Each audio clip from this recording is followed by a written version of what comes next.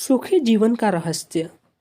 एक महान संत हुआ करते थे जो अपना स्वयं का आश्रम बनाना चाहते थे, जिसके लिए वो कई लोगों से मुलाकात करते थे। एक जगह से दूसरी जगह यात्रा के लिए जाना पड़ता था। इसी यात्रा के दौरान उनकी मुलाकात एक साधारण सी कन्या विदुषी से हुई। विदुषी ने उनका स्वागत किया और संत से कुछ समय कुटिया में रुककर आराम करने की याचना की। संत उसके मीठे व्यवहार से प्रसन्न हुए और उन्होंने उसका आग्रह स्वीकार किया। विदुषी ने संत को अपने हाथों का स्वादिष्ट भोजन कराया और उनके विश्राम के लिए खटिया पर एक दरी बिछा दी और खुद फर्श पर टाट बिछाकर सो गई। विदुषी को सोते हुई नींद आ गई। उसके चेहरे के भाव से पता चल रहा था कि विदुषी चैन की सुखद नींद ले रही है। उधर संत को खाट पर नींद नहीं आ रही थी। उन्हें मोटे नरम गद्दे की आदत थी जो उन्हें दान में मिला था। वो रात भर विदुषी का सोच रहे थे कि वो कैसे इस कठोर जमीन पर इतने चैन से सो सकती है।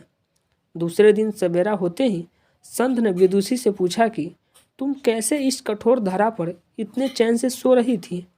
तब उसने बड़ी सरलता से उत्तर दिया, हे गुरुदेव, मेरे लिए मेरी ये छोटी सी कुटिया एक महल के समान ही भव्य है। इसमें मेरे श्रम की महक है। अगर मुझे एक भी समय भी भोजन मिलता है तो मैं खुद को भाग्यशाली मानती हूँ। जब दिन भर के कार्यों के बाद मैं इस धरा पर सोती हूँ तो मुझे मेरी माँ की गोद का आत्मीय एहसास होता है।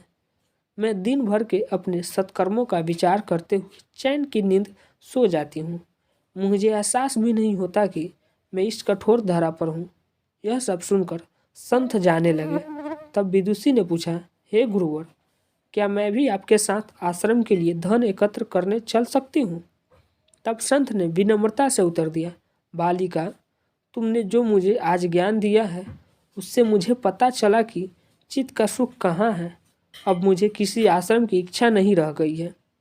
यह कहकर संत वापस अपने देश लौट गए और एकत्र किए धन उन्होंने गरीबों में बांट दिया और स्वयं एक कुटिया बनाकर रहने लगे।